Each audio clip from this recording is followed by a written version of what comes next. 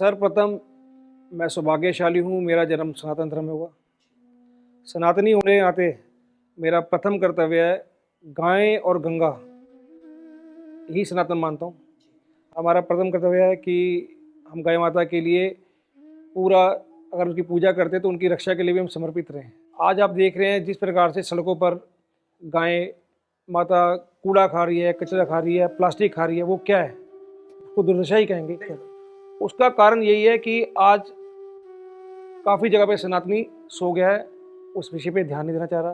कुछ हमारी सरकारें कानून नहीं बना रही कि जो लोग सेवा करना चाहते हैं वो चाहते हुए भी सेवा नहीं कर पा रहे। जैसे हमारी दिल्ली में गाय पालने पे पाबंदियाँ हैं, गौशाला बनाने पे पाबंदियाँ हैं, और बहुत दुर्भाग्य है कि ऐसी गौशाला भी हैं जो उनको गायशाला के नाम पे चंदा तो चाहिए, लेकिन उनको गाय चाहिए दूध वाली, उनको गाय चाहिए जिसके नीचे बच्चियाँ हो। तो क्या आप ये कहना चाहते हैं कि दिल्ली शहर में गौ माता के लिए कोई जगह नहीं है?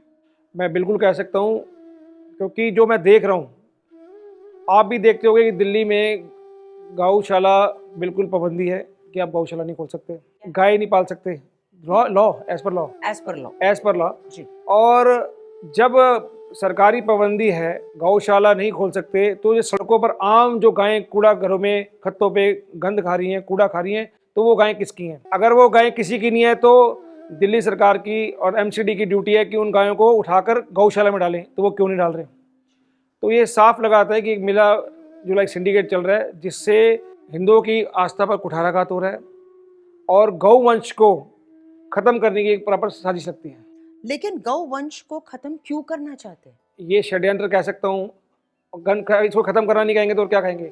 आप गायें पाल नहीं दे रहे, गायें आप संभाल नहीं रहे, गायें प्लास्टिक खा रही है। कुछ क्षेत्रों में हमने खुद गायों को मांस के छिचड़े खाते देखा है। क्या बात कर रहे हैं? मैं आपको प्रूफ देता हूँ, मेरे पूरे प्रूफ हैं। उसके लिए हमने मीडिया में बहुत उस मुद्दे को उठाया भी, कंप्लेंट्स भी दी, लेकिन कोई भी सरकारी तंत्र इस पर कार्रवाई नहीं करना चाहता। तो आपका ये कहना है कि चूंकि इनके लिए कोई अलग स्थान हम नहीं बना पा रहे, इस वजह से ये जो गाय है वो सड़कों पे खुलेआम घूम रहे हैं, जिसकी वजह से ये प्लास्टिक और बॉटल्स जो वो लोग खा रहे हैं। तो क्या आप ये कहना चाहते हैं कि अगर एक प्रॉपर जगह इनके लिए मिल जाए तो ये चीजें हम रोक सकते हैं?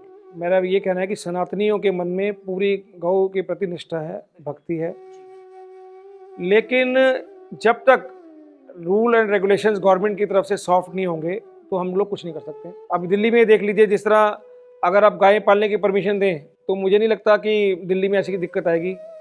आप नाम लेते हैं पोल्यूशन के नाम पे, हम भी गाय प्रदूषण फैलाती है।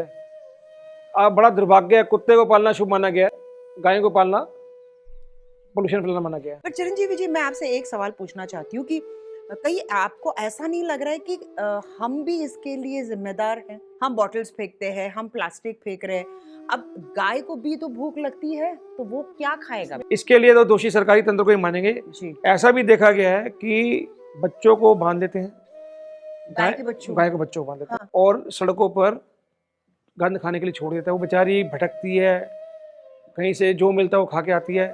उसकी माँ की ममता है, वो फिर अपने बच्चों के पास आती है।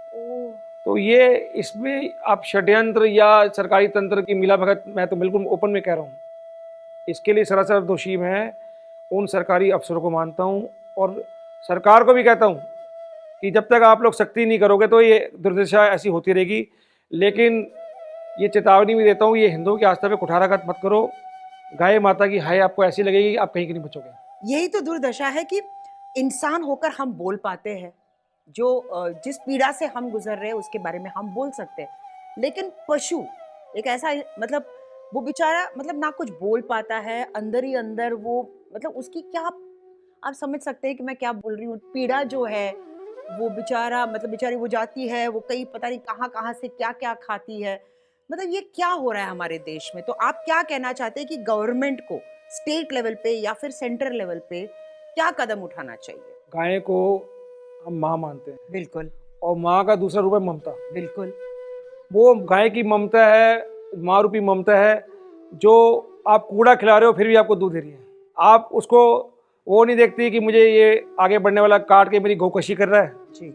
या मेरे को दूध निकालने के लिए सिर्फ इस्तेमाल करके छोड़ देता है। तो इसके लिए तो मैं प्रत्येक सनातनी को दोषी मानता हूँ, प्रत्येक हिंदू को दोषी मानता हूँ, जो अपने सामने गाय माता को कूड़ा खाते हुए देखकर, गाय माता को तड़पते बीमारी से देखते कुछ बोल नहीं रहा, वो सब उसके पाप के अधिकारी बनेंगे और वो दोषी हैं। जब तक भारत सरकार, राज्य सरकार कोई सख्त कदम नहीं उठाएगी तब तक इस पर रोकथाम नहीं हो सकती। कथनी और करनी में फ़र्क होना चाहिए। जी बिल्कुल। अगर आपकी इच्छा है, आपका दृढ़ निश्चय है कि हमें गाय माता को बचाना है, गौ वंश को बचाना है, तो उसके लिए सख्त कदम, सख्त कानून बनाने पड़ेंगे। ये तो रही बात राज्य सरकार और सेंटर की, जी बट कई जगहों पर हमने ये भी देखा है बीफ खाना, जी लोग बहुत ही लीगल मानते हैं इस चीज को, लोग खाते हैं। जी। तो इस विषय पर आप क्या कहना चाहते हैं? जो लोग सनातनी नहीं हैं, राक्षसी प्रवृत्ति के हैं, जो माँ रूपी गाय को, ममता से भरी माँ को माँ मानते हैं, उसको काट के खाते हैं, बीफ खाते हैं, तो वो तो उनको नरक मिलना ही मिलना है। और रही कानून की बात, ये सब क्रियाएं रुक सकती हैं जब तक हमारे प्रत्येक सनातनी जागरूक नहीं होगा। प्रत्येक सनातनी जागरूक होकर इसकी मिलकर आवाज़ उठाएगा, तभी गाय माता की रक्षा के लिए सरकारों को मजबूर होकर कानून बनाने पड़ेंगे। तो इसे आप डबल स्टैंडर्ड नहीं समझते हैं कि जहाँ एक तरफ हम गौ माता की पूजा करते हैं, फिर जाकर उन्हीं को हम काट कर बीफ के तौर पर खाते हैं, तो इस डबल स्टैंडर्ड के लिए आप क्या कहना चाहते हैं? ये ना हम किसी केंद्र से या राज्य से या सेंटर से हम संबंधित नहीं है, लेकिन मैं ये पूछना चाहती हूँ, इस डबल स्टैंडर्ड ये हमने बनाया है, ये कानून हम इंसान बनकर हमने बनाया है, तो इसको तोड़ने के लिए आपके पास कुछ तो उपाय होगा जो आज आपके जरिए हम हमारे ऑडियंस तक पहुंचा सकते हैं। देखिए, डबल स्टैंडर्ड जो है, जो आदमी कर्म करता है वो कर्म किसी छुपते नहीं है। जो पाप करता है, हमारे हिंदू धर्म अनुसार रावण भी गया, कंस भी गया, कहीं आए कहीं चले गए, तो इनको समझना पड़ेगा कि आज हम राजा हैं जी और हमारे राज्य में कहीं भी कोई ऐसा पाप हो रहा है तो ये भूल जाएं, वो जो पाप कर रहे हैं उसके दोषी, उसके अधिकारी वो भी होंगे। तो कहीं आप ये तो नहीं कह रहे कि विनाश काले विपरीत बुद्धि? विनाश काले विपरीत बुद्धि है, तो ये करोड़ों साल से सच है। जी विनाश काल तो विपरीत बुद्धि होता है। अगर आज हम गाय माता के विषय पे नहीं सोचेंगे तो सनातन भी सुरक्षित नहीं है और हिंदू भी सुरक्षित नहीं है। जब हम गाय कटते देख सकते हैं, गाय का मांस बिकते देख सकते हैं, गाय की कूड़ा खाते देख सकते हैं, गाय को मांस के छिछड़े खाते देख सकते हैं, तो जो हम निर्वाचित करके लोग आते हैं अगर उस पर एक्शन नहीं लेते, कोई कानून नहीं बनाते, तो लानत है ऐसे लोगों पे। तो मैं ये कहना चाहती हूँ कि ये ना सोचकर कि गवर्नमेंट हमारे लिए क्या कर रहे हैं, हम ये सोचते हैं कि हम हमारे देश के लिए या हमारे समाज के लिए क्या कर सकते हैं। देखिए, लोकतांत्रिक देश है जी और कानून की पूरी प्रक्रिया है, जी कानून है, तो उसके अंदर कुछ चीज़ें ऐसी भी हैं कि आप चाहकर भी नहीं कर सकते। आज मैं कहता हूँ, आप दिल्ली में गौशालाएं खोलिए, कई गौशालाएं के नाम पर कई लोग धंधा चला रहे हैं। चिरंजीवी जी, आपसे बात करके इतना तो मैं समझ गई हूँ कि इस विषय को लेकर आप बहुत ही चिंतित हैं। तो मैं आपसे जानना चाहती हूँ कि गौवंश को लेकर आगे आपने क्या सोचा है, क्या प्लान्स आप बना रहे हैं? चिंता का विषय मेरा नहीं है, ये चिंता का विषय हर सनातनी का होना चाहिए। और हर सनातनी को, हर हिंदू को, हर भारतीय को गौ माता के लिए, गौ माता की रक्षा के लिए, गौ माता के लालन पोषण के लिए चिंतित रहना चाहिए।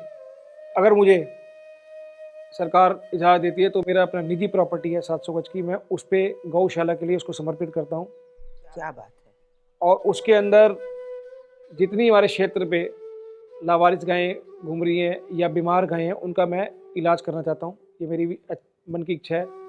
और भविष्य में इसी योजना के अंतर्गत मैं बड़े लेवल की गौशाला बनाना चाहता हूँ। लेकिन ये मेरी अकेली गौशाला या मेरी सोच से नहीं होगा। इस विषय में प्रत्येक सनातनी को सोचना पड़ेगा। अगर हम एक तरफ तो किसी विशेष दिन गाय का पूजन करते हैं, 6 दिन गाय कूड़ा खा रही है, जी तो आप गाय माता को नहीं धोखा दे रहे, आप अपने आप को धोखा अपने दे आप रहे को धोखा हैं। दे आप रहे अपने आप को धोखा दे हैं। रहे जी हैं, जी क्योंकि आप के कर्मों का फल, आपके कर्मों की रिकॉर्डिंग पूरी हो रही है, जिसका आपको मरने के बाद हर व्यक्ति को जवाब देना पड़ेगा। हिसाब देना पड़ेगा आपको। तो मैं यही कह रही हूँ कि जैसे आपने सोचा है कि आप अपनी निजी प्रॉपर्टी जो है वो आप इस्तेमाल करना चाहते हैं, तो ये हमारे लिए एक मैं कहती हूँ कि ये हम सबके लिए एक बहुत बड़ा सबक है कि हमारे पास प्रॉपर्टी है पर हम किस चीज़ के लिए यूज़ करते हैं। हमारे बच्चों के लिए हम रखते हैं, उनके बच्चों के बच्चों के लिए हम रखते हैं, तो क्यों ना उस प्रॉपर्टी से एक हिस्सा हम इसके लिए रखें और इसके बारे में हम सोचें। अगर एक इंसान कर सकता है तो हम सब क्यों नहीं कर सकते? तो हमें तो आपसे इंस्पिरेशन मिलना चाहिए कि जब आप ये कर सकते हैं इसीलिए तो कहते हैं कि ये मत पूछिए कि गवर्नमेंट आपके लिए क्या कर सकता है, ये सोचिए कि आप गवर्नमेंट के लिए या इस देश के लिए क्या कर सकते हैं।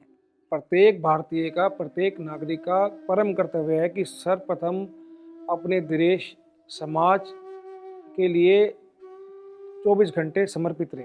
ये हमारे दर्शकों के लिए बहुत इंपॉर्टेंट मैसेज है। सर्वप्रथम मैं कहना चाहूँगा कि प्रत्येक भारतीय को अपने समाज के लिए, अपने देश के लिए, अपने धर्म के लिए पूर्णतया समर्पित रहना चाहिए।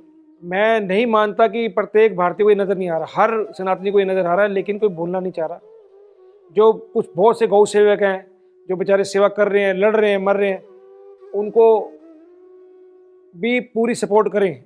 मैं ये नहीं कि मैं अकेला चिंतित हूँ, ऐसे कई समाज में गौ सेवक बैठे हैं जिनको देख के मुझे प्रेरणा मिली। लेकिन सबसे बड़ा और महत्वपूर्ण यही है कि आप सबको जागरूक होना पड़ेगा।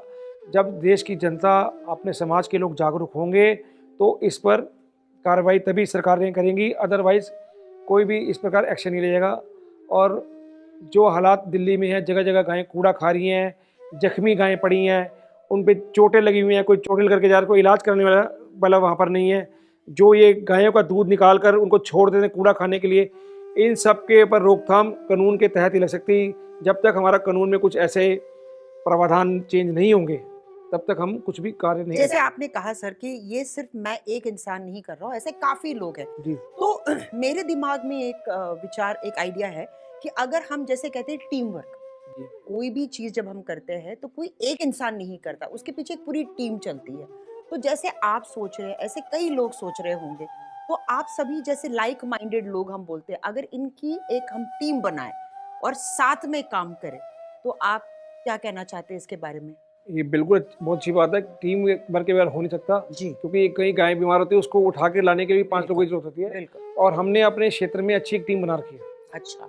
बिल्कुल बना रखी है। हमारे हमारे आसपास के क्षेत्र में कहीं भी सूचना मिलती है तो वहाँ से हम लोग इमीडिएट एम्बुलेंस मंगवाते हैं, अच्छा। उस गाय को उठाते हैं, गौवंश को उठाते हैं, जी। उसको प्रॉपर ट्रीटमेंट देते हैं और प्रॉपर फिर इसको एक गौशाला में छुड़वा के आते हैं। ओके, तो ये मतलब आपकी एक टीम चल रही है। टीम में कितने लोग हैं सर? टीम में जैसे मेरी तरह समाज के कई लोग हैं, 5-7 लोग मिलकर काम कर रहे हैं। मिलके काम कर रहे हैं। तो यही होता है ना कि जो एक इंसान कर सकता है, जब टीम साथ आ जाता है तो एक कॉन्फिडेंस बढ़ने लगता है और आपके साथ देखते देखते और लोग जुड़ने लगेंगे। मैं तो चाहता हूँ कि एक ऐसी टीम बने जो प्रॉपर एक क्षेत्र में नहीं, प्रॉपर एक प्रदेश में नहीं, पूरे देश में मिलकर संगठित होकर काम करे।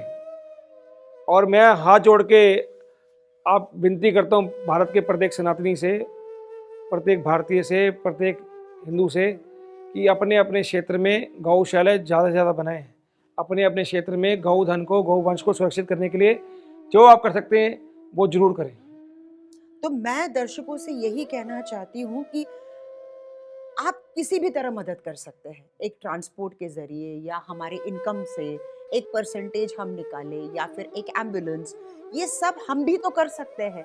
ये सोच सिर्फ आपकी नहीं है, ये सोच हमारी भी है। इस कार्यक्रम में आकर आपने अपने जो विचार हमारे साथ आपने शेयर किए, बहुत अच्छा लगा। बहुत बहुत धन्यवाद। जिस प्रकार से इन्होंने अपने गोवंश के प्रति श्रद्धा दिखाई है, प्रत्येक सनातनी को भी गोवंश की चिंता होनी चाहिए। इसी के साथ मैं सुधा चंदन आपसे विदा लेती हूँ। फिर मिलेंगे। नमस्कार। धन्यवाद सर।